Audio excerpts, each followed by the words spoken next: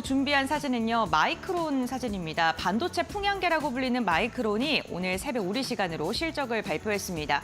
시장 기대치를 훌쩍 뛰어넘는 어닝 서프라이즈를 발표했는데 역시나 HBM이 효자 노릇을 톡톡히 한 것으로 확인되고 있습니다. 그렇다면 자세한 실적 함께 살펴보시죠.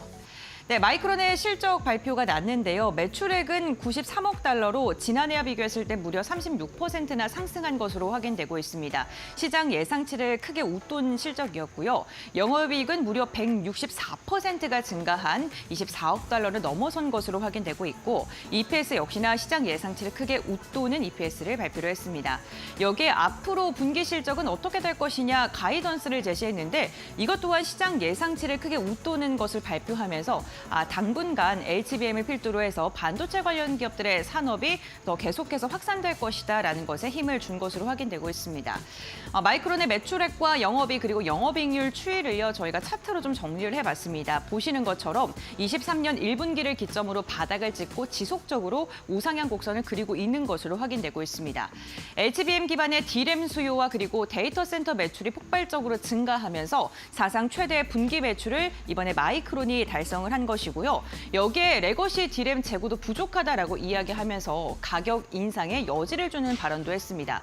지금 CEO의 발언을 좀 정리를 해봤는데 HM 덕분에 전분기 대비 50% 이상을 성장하는 데 성공했다. 또는 범용 D램 수요가 아직 신중하지만 전체 재고가 매우 빠듯하다라고 이야기하면서 고부가 가치 HBM 그리고 범용 D램까지로 우리가 가격 상승에 대한 여지를 좀 열어두고 있다라고 보시면 좋을 것 같습니다. 네, 그럼 마이크론의 앞으로의 포부는 어떨까요? 마이크론이 실적을 발표하고 기자 컨퍼런스를 통해서 HBM의 점유율을 2배 확대하겠다라는 발언을 했습니다. 당연히 삼성 그리고 SK 하이닉스에는 굉장히 부담스러운 발언이겠죠. 그런데 이렇게 이야기한 근거가 또 있습니다. 우선 마이크론의 HBM 점유율이 지난해는 한 8% 그리고 올해 한 20%가량으로 지금 예상이 되고 있다라고 삼성증권에서 분석을 했는데 HBM의 점유율 상승 속도가 굉장히 가파르고요. 그리고 만성적인 범용 D램의 공급 부족 또한 실적을 견인하는 견인차 역할을 할 것이다라고 이야기를 했습니다. 우선 HBM4에 대해서 샘플 출하를 시작했고요. 올해 대규모의 양산이 예정되어 있는 상황입니다. 여기에 27년에는 4E에 대해서 그리고 28년에는 HBM 솔루션에 대해서 발표를 할 예정이라고 하는데요.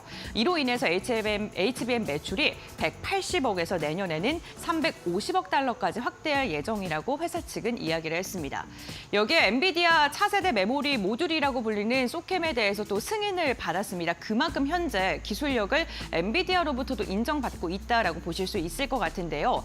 여기에 초격차 힘을 더 주기 위해서 생산과 연구 개발에 2천억 달러의 투자를 계획하고 있고요. 설비 투자 140억 달러 중에 대부분을 HBM을 건설하는 데 사용을 하겠다라고 이야기를 했습니다. 지금 마이크론은요. 미국의 반도체 자존심이다라는 이야기까지 나오고 있는데요. 정부 역시나 굉장히 공격적인 지원을 하면서 이로 인해 삼성과 SK 하이닉스가 좀 긴장을 하고 있는 상황이다라고 보시면 좋을 것 같습니다. 엔비디아의 시총이 간밤에 1위를 다시금 탈환한 것으로 확인이 됐습니다. 반도체가 또다시 시장의 주도주가 되지 않을까라는 그런 기대감이 시장에 고스란히 반영이 되고 있는 건데요. 마이크론 실적 발표의 시간의 거래에서 3%가량 상승하면서 앞으로의 방향성에 대한 긍정적인 이야기 나오고 있고요. 엔비디아는 간밤에 4.3%가량의 급등세가 연출이 되기도 했습니다. 여기에다가 AMD도 상승을 했고요. 마벨 같은 경우에는 무려 25%가량의 강한 상승 나오면서 필라델피아 반도체 지수 역시나 1% 이상의 상승력이 포착되기도 했습니다. 반도체 업종 전반으로 이제 점점 더 강한 분위기가 형성이 되고 있습니다. 이런 글로벌 시장 분위기 속에 우리 기업은 어떨까요? 다음 장을 통해 한번 확인해 보겠습니다.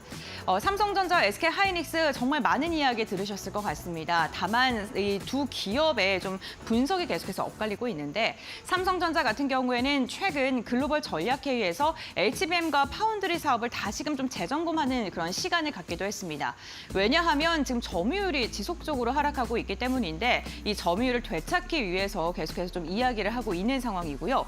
HBM HBM4에 대한 개발도 지속적으로 하고 있습니다.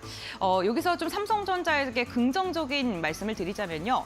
범용 D램 공급 부족, 그러니까 HBM을 더 생산하기 위해서 D램 쪽의 공급이 줄어드는 건 D램 가격의 상승으로 이어질 수 있고요. 그렇게 된다면 삼성전자의 실적에는 조금은 보탬은 될 수 있을 것 같습니다.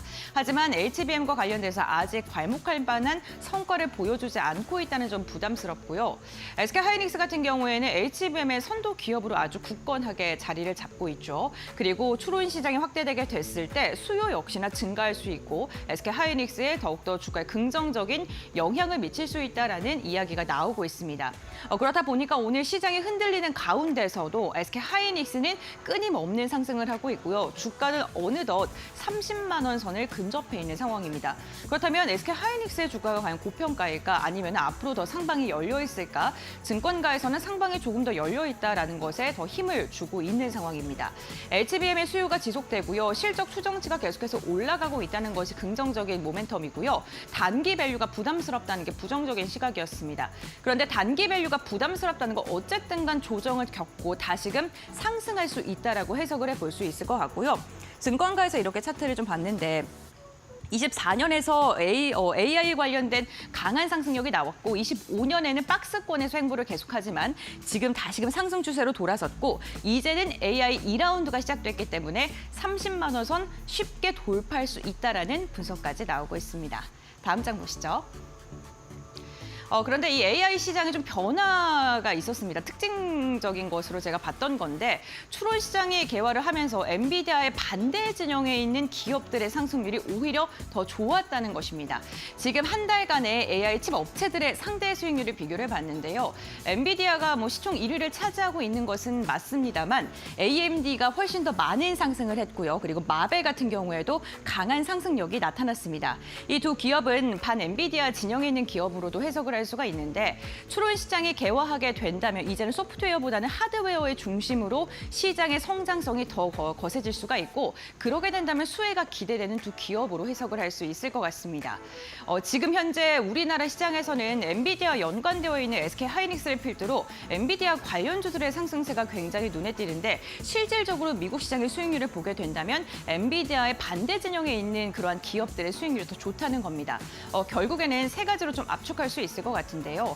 HBM의 수요는 지속적으로 증가하고 있다는 거. 두 번째로는 HBM의 수요를 충족시키기 위해 D램의 공급이 줄어들고 범용 D램 가격이 또 상승할 수 있다는 거고요. 마지막으로 세 번째로는 추론 시장이 개화하면서 이로 인해 하드웨어, 반 엔비디아 진영에 있는 기업들, 그 아래에 있는 밸류체인 기업들까지 2차적인 시세가 나올 수 있다는 겁니다. 오늘 우리 시장 같은 경우에도 SK하이닉스를 필두로 엔비디아 관련된 기업들이 상승하고 있고 최근의 추세를 보더라도 엔비디아와 연관이 없는 기업들이 상대적으로 소외가 되고 있는데요. 만약에 이러한 시장이 지속되게 된다면 엔비디아로부터 소외받았던 기업들 이제는 시세를 분출할 시작점이 아닐까요? 이 부분도 주목해 보시면 좋을 것 같습니다.